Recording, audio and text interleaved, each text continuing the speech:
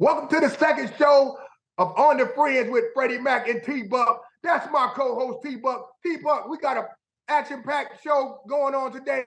Tell me what we got going, bro.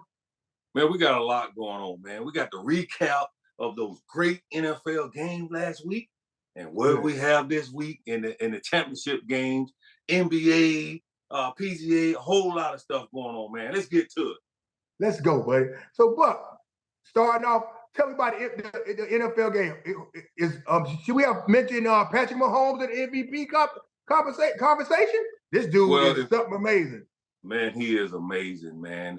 What he's done in the second half of this season, what he's done for Kansas City, pulling them up by the bootstraps and getting them to the AFC Championship game. Absolutely, he's one of the best players out there, man. With some average receivers. You know, Rice stepping up a little bit, and Kelsey having the down year, all the drops he's having. Man, like, that's amazing what Patrick Mahomes is doing. He's taking, like you said, that team by the bootstraps and lifted them to a new level. Hey, listen, having that playoff experience is big too, you know? Well, you got to have the ability too. Like, you have the ability, Fred. Just think about after that blow up he had on the sideline, man, and he realized almost like sometimes as a player, you got to get that off your chest. You got to show out one time, and you're not always good at two shoes, right? Let me get it off. Let me get that all off my chest. And from that time, from that moment, man, he's been exceptional. Hey, you know what? Lamar Jackson. Yes. Lamar Jackson. Remember Coach Harbaugh say Lamar went in that locker room at halftime and cussed everybody out. Dog cussed everybody. So Lamar's a quiet leader. They say when he speaks, the president listens. Absolutely, man. When you're that type of player and you're like, I'm gonna let my actions speak for me, and then nobody's doing what they're supposed to do, and you feel like it's slipping away. And it's like, no, man, this is not going to happen. If I got to go out and do it by myself, I will. But that ain't right. I don't want to do it by myself. So that's very impressive for both of those guys, man. You know, I think so too. So jumping to the other game, do you think who's your MVP? Well, MVP of the season still is Lamar Jackson. I think what Patrick has done at the end of the season has been awesome. What McCaffrey has done, Chris Francisco. McCaffrey. Has been pretty good. What Goff has done for Detroit. All the guys, all the teams have a player that's in the championship, have a player that has had special years. But then they got that special year, then you got that special year. And Lamar Jackson has had that special year under the circumstances, right? Doing his own contract, having teams collude, basically say, nah, we're not going to pay you this money. Getting it, and then going out and performing and staying healthy. It's been pretty impressive. It bothers me still, T-Buck, that it was a GM. He don't want to be known. They never want to be known. He never want to be known that Lamar still isn't a quarterback. A GM in the league still saying that right now. Probably the guy from the Colts that said it before, that this general manager that what's his name? quote unquote drafted Peyton Manning. Peyton Manning gonna be number one pick anyway. I hate when they say the top 10 guys, that's who gonna be the picks anyway, and these guys want to take credit for it. Not go get me somebody in the field 6, 7 rounds. 6, 7 rounds. Go get me a Pacheco with Brock Purdy. That's right. Give me a Pacheco. You know what I mean? Give me somebody who could tote it like the guy in Kansas City is doing, right? Absolutely. Man. But man, I think Lamar has taken a big step forward as far as leadership. You know what I mean? He's coming in a lot earlier from what I understand. He's staying late. He's making everybody be accountable, offense, defense. And you see what he did when Staley, when they did a little quarterback bootleg. Yeah, he did it wrong. He did it wrong. Like, oh, man, I love it. I Fred, think that's him involving. That's a veteran player, man. You know about this, right? You weren't doing the same thing in your 10th, 11th year that you was doing in your 3rd and 4th year. Right, absolutely. That's when you say the NFL is not for long. And if you're fortunate enough to get past that 3-year stint and that 7 year, you start getting to 6, 7 years, you start to take ownership of the team, your position, no matter who it is, and that's what you see in Lamar. I mean, the future, the way he keeps improving, man, it's going to be And something special. that defense is something else, man. And Yes, they it all is. help. And You they know who's getting better than I thought he was? Number 14 is safety, man. I do. Hey, all pro. Yeah, he is. As a I rookie. didn't think. I mean, you talking about a kid that's 6'4", or maybe even taller than that. That's 6'4", running the yeah. alley, breaking down and banging on people. You Man. ain't seen that since Atwater. and can cover, Buck. And can Yes. cover. Yes. So that's plus it helps to have a Raekwon Smith and what's the cornerback 44 Humphrey didn't even play last week. I know he's back this week. I'm telling you, yeah, hey, it's scary, man. Kansas City got their work cut out, but if anybody can do it, it's Patrick Mahomes. Well, I would say this too. Going to the other game, San Francisco and Detroit. Yes. If Detroit is in the game like Green Bay was last week, I like Detroit chances. If not, if they don't get off, and if Debo Samuels don't play, he's not playing. If he's not playing, it's that went up another 5% for me for Detroit. Hey, but hold on, the center out for might be out for the Lions though. You know, he the glue of that offensive line. Well, yeah, they got a pass, bro. Agnew or whatever his name, Agnew, I think his name, but still. The offensive, he the glue that hold that thing together up there now, Buck. And 49ers ain't got no punk front. They get off that ball, you know that. That's why the NFL is number one sport in the world. That's why it's exciting. We sit here and we watch all this. We try to come up with all these scenarios, and we can't. And you just can't wait to see the game. But I want to switch something else, Fred. I want to ask you about. Let's go to the NBA real quick. Okay. Talk about these two centers, man. Joel Embiid and the Joker. Joel just put up 70, 15, and 5, which is a 76 record. And the shot, I've seen one person block Joker's shot because he shoot that thing over his head like this, which is amazing in itself. But I mean, his moves and his offensive skill is unbelievable. Who you like out of them two? Man, that's a great question, TBuck. I probably would go with Jokic right now because his track record has been unmatched, and he's been more because Joel get hurt every now and then. Jokic is always out there. Mm-hmm. And quiet as kept, he could have been MVP last year too. Absolutely. He could have been MVP too. Of course, they want to.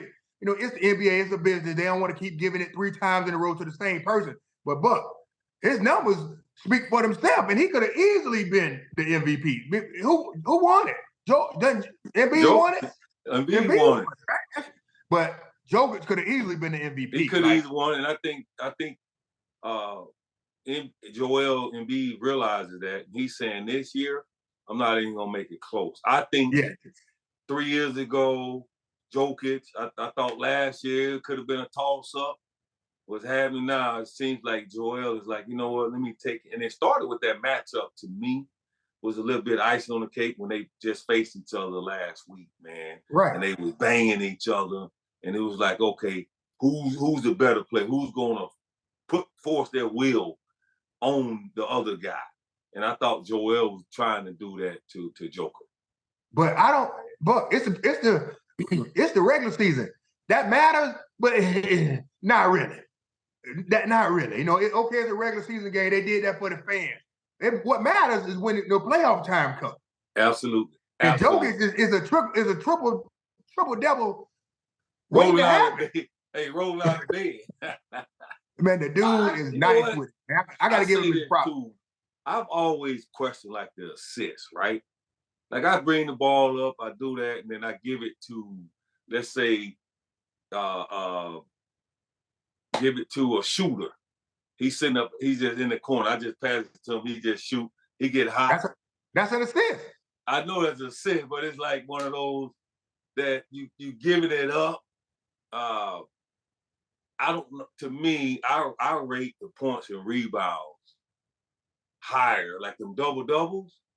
I think them double doubles, them 30 points, 15 rebounds, 20 rebounds, is but just as them dudes impressive. are 7'2" though. But they 7'2" though, so they big, man. They yeah, big. they 7 foot. They supposed to be able to, and with long. Hey, no, that big dude, that young cat from Oh man, Victor Wembanyama, he's from 7'4". the Spurs.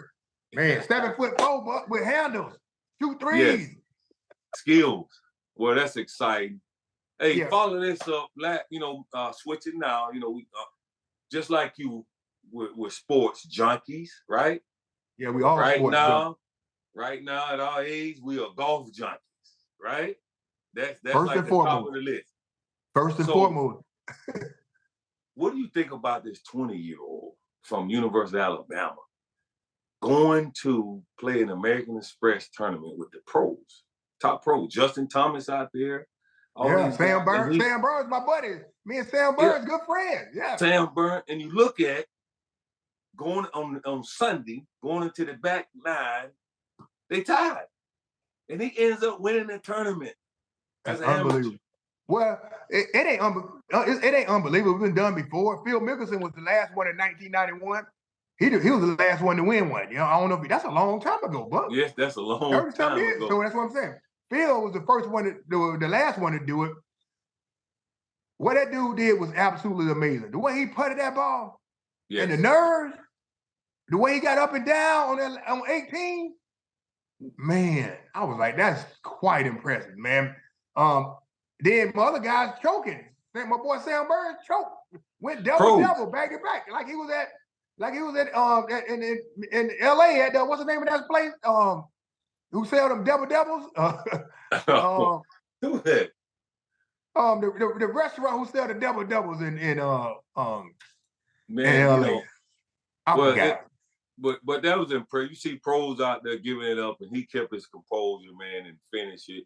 Not just the putting. Everybody say the putting, but golf, man. If you can't get it off the tee, you don't have no chance. If you can't hit the greens, you don't have no chance. Just a complete control of his game from tee to green. That's why they say tee to green. So, hey, Buck, question: should he turn pro? I mean, or should he's just a sophomore. He's just a sophomore in college.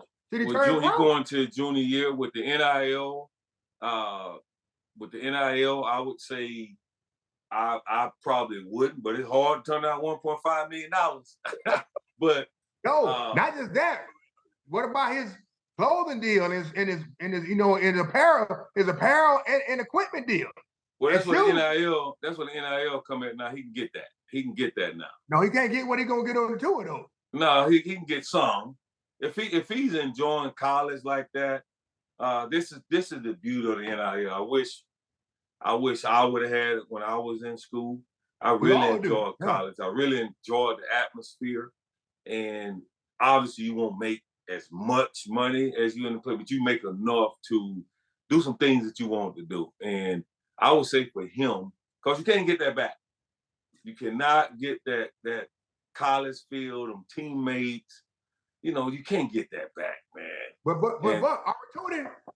opportunity knocking, Buck. I would say, looking at his game, I think he got staying power. So I think so too.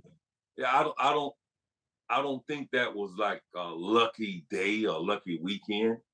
So you can't luck and shoot 61. That ain't nothing. That's what I'm saying. So just the college thing, man.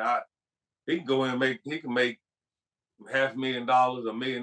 Golf is one of those things. He can find some people that can take care of him to keep him around. So you think you would stay? I would stay because of the NIL. That's a good reason. That's acceptable. Okay. All right. So, Buck, switching subjects. We're going back to football. Something that we know well. You was a head coach. You coached in college. You coached. You've been around the block a time or two. We got, I think now 6 openings now, right? We got Gerard Mayo at the Patriots. We got Pierce at the Raiders, and we got now Callahan at Callahan supposed to sign with Callahan is going finalize the deal with. Oh man, I forgot what team he's finalizing the deal with. But Well, you got San Diego Chargers out there, Atlanta Falcons, Carolina Panthers. Those are 3. no, we got more than that. Well, you got Oakland that's filled, and you got New England that's filled. That's we had 5. 8 though. Remember? So that's 6. We had 6. We had 8. We had 8 total. So we had 6 left. Then it'll be 5 after Callahan. The offensive coordinator for the Cincinnati Bengals say he's getting the deal somewhere. So it might be Carolina with Morgan. How about this? Morgan got promoted to the head GM. Yeah, man, I'm happy for him. He done put in some work. I just, I wish, me, like you talk about the head job, man. I wish that's the opportunity that you want, man, as not just as a former player, but somebody that you don't put the work in, right? And just to get those opportunities, to get the interviews, to see. The reason I like interviews too, if you can get them, you see where you're lacking at. You see if it's for you. But when you don't get them opportunities, you never know. Right. I mean, I feel like I know I can run an organization. I know I can pick players. I know I can handle young men. I'm relatable. I understand what's going on. I'm up to date. I'm not stuck back in the 80s when I played ball. But it's disappointing that you don't get a chance to show that. And that you get something that you help. I feel like I could help grow the game, help grow young men, and pass down some wisdom knowledge. I watch Coach Prime, the Colorado team over the last couple of days. Man, that was exciting. I felt him. I saw some of the stuff. Obviously, got you on Netflix. State. Oh yes. No way. I saw that too. Yeah. It was pretty nice, man, and I want to be a part of something like that too. So the head coaching thing, man. I wish the guys the best. I hope there's some turnaround. They give some young coaches opportunities to run programs. Yeah. So we got 2 black head coaches, African American head coaches. Out of 8, you think it's possible we get another? What about Eric Bieniemy? You think it's time for Eric Bieniemy to get a job? Said that last week. Absolutely. I think Eric Bieniemy has proven, because what they end up doing is saying, well, this team went to the AFC Championship or the playoffs and had #1 offense. So he's the offensive coordinator, even though he ain't doing nothing else. We're going to give him a job, They think it's Andy Reid. They think it's all Andy Reid. Well, if you look at the guy from Cincinnati, isn't the head coach or offensive coordinator? He was offensive coordinator. So he's calling the play. You look at all these other coaches that they're giving an opportunity to, they're not holding them to the same standard. Dan Quinn has never been a coordinator. Right. And he's done a great job at Detroit. So he never been a coordinator? No, he's at Dallas. Dan Quinn was at Dallas. No, not Dan Quinn. Detroit head coach. Oh yeah, heck yeah, and he been doing it. Hey man, my hat's off to that dude. He was a player too. He was tight end. Dan Campbell has never been a coordinator. Correct. He was a position coach, Dan Quinn, but he went from position coach to head coach. Head coach. He was interim head coach with Miami. Remember? Yeah, but I'm just saying he's never been a coordinator. Just like Baltimore coach Harbaugh. He was a special teams coach. Special team guy. So it's all type with, and the only way you get to know, I guess my point I'm trying to make, the only way you get to know if somebody can handle or not is you got to talk to them. And then give them opportunity. See their vision. Try to understand what they're trying to do. It ain't like you see. What world you living in, man? Well, I'm not. What world you living in? That ain't. It's a win now league. You know that, but your vision. No, they sitting there saying next. Yes. Next. Hey, what about Raheem Morris? Hey, Raheem Morris been a head coach twice. Tampa Bay. Then he was interim in Atlanta. I think he should get another shot, man. I thought he did a fantastic job in Atlanta. I felt like he Tampa had Bay, made I think Tampa Bay, he wasn't ready yet, man. yeah. And then just like Josh Daniels wasn't ready when he got the job in Denver, but they still gave him another chance in Oakland. I mean, LA with the Raiders. I mean, Vegas Raiders. I mean, they keep moving around. The Raiders, Raheem Morris should be the same way. Yeah, so like we still should Vrabel get another job? He was head coach and November was my teammate. He was your teammate too. I think he should. I don't understand what happened in Tennessee. But that coaching carousel keep turning. You lose, I get another job. I think he should. I think he's done to me. He's young enough, and I felt like he did a very good job of turning Tennessee around.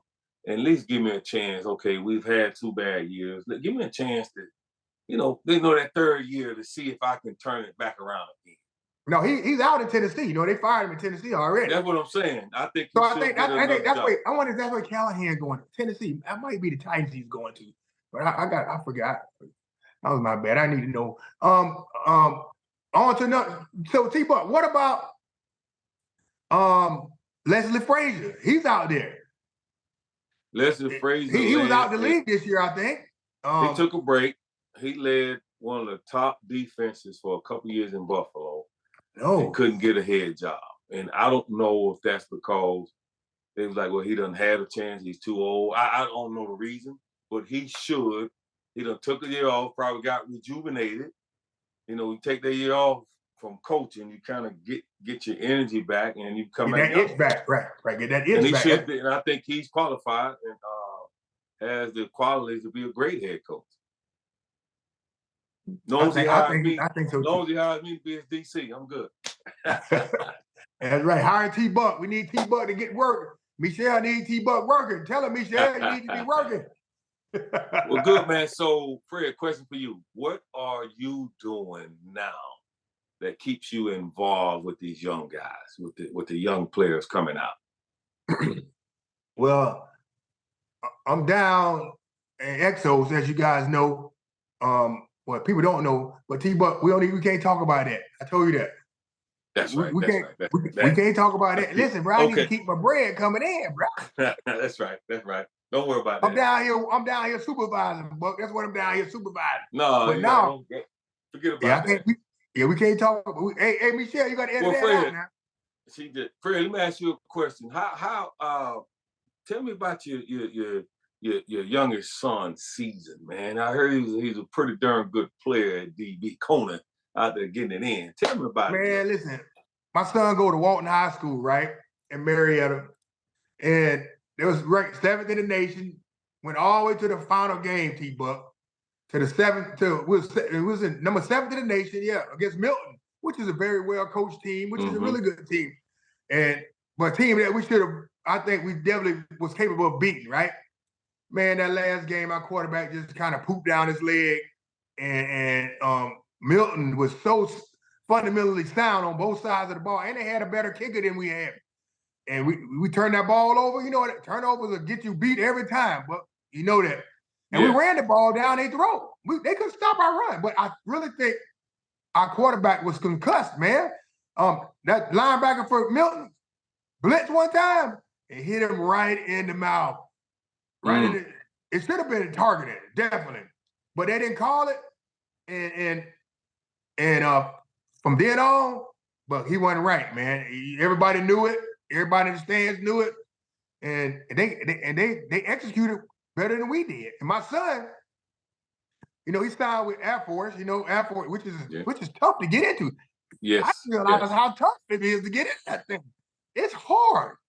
It's really hard. So he's committed to him and signed with him and everything.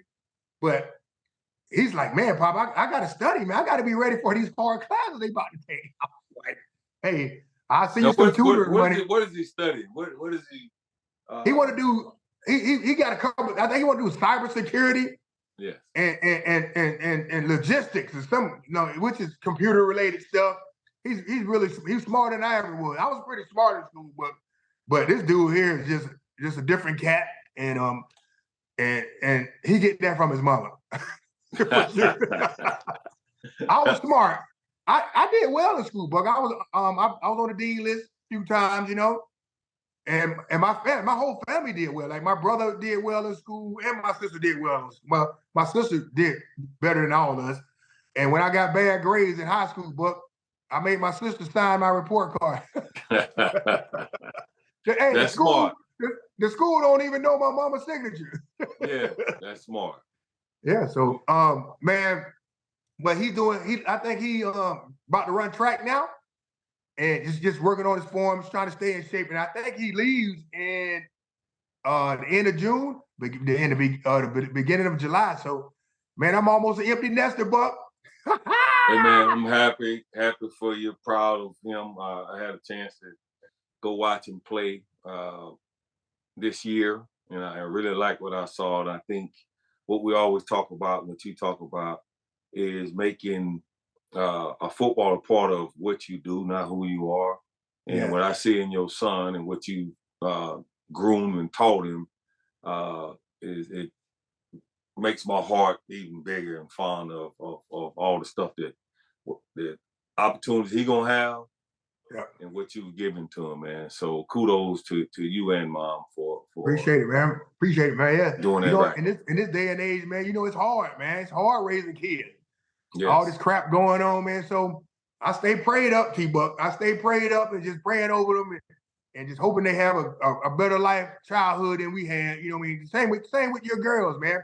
You do an amazing job with your girls. I love the way you love on them and y'all go on y'all trips and you inspire me. You know what I mean? I can just see how your face light up when we talk about them. And man, like kudos to you too, man. Those girls are on amazing paths. They doing their own thing. They got their own, making their own money. And Yes. I know they still in your pocketbook. I know that, but you can't. They girls. They gonna be in your pocket, and just like Michelle. Michelle gonna always be in your pocket.